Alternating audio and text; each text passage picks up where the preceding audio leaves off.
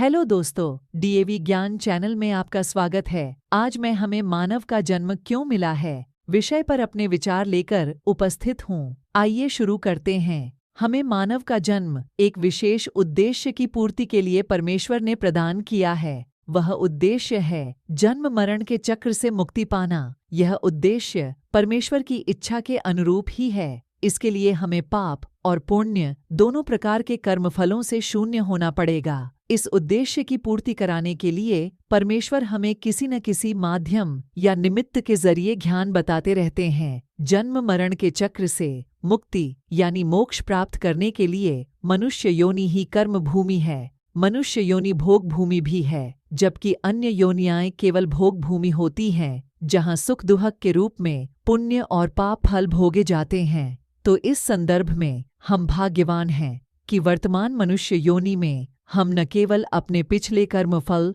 दुहक सुख रूप में भोग कर समाप्त कर सकते हैं, बल्कि परमेश्वर की आज्ञाओं के अनुसार आचरण करके नए कर्मफलों को जोड़ने से बच सकते हैं और कर्मफलों से शून्य हो सकते हैं, क्योंकि परमेश्वर की आज्ञाओं और वचनों के अनुरूप जीवन व्यापन करने पर हम किसी भी प्रकार के पाप पुण्य फलों के भागी नहीं बनते। तो हम क्या करें? हमें 3 उप-उद्देश्यों को हासिल करना होगा: ज्ञान, भक्ति और वैराग्य। परंतु इसके लिए न तो हमें अपना घर संसार का त्याग करने की आवश्यकता है, न ही कोई कर्मकांडी झपतप करना है, और न ही हमें अपने पारिवारिक और सामाजिक कर्तव्यों से मुख मोड़ना है। बस हर क्रिया को निष्काम रूप से निभाना है। ज्ञान, जो जैसा है उसे वैसा जानना ज्ञान है। भक्ति, स्वयं को अपनी सांसारिक संपत्ति का मालिक न मानकर केवल एक प्रबंधक का कर्तव्य निभाते हुए केवल परमेश्वर को अपनी संपत्ति मानना भक्ति है। वैराग्य, काम, क्रोध, राग,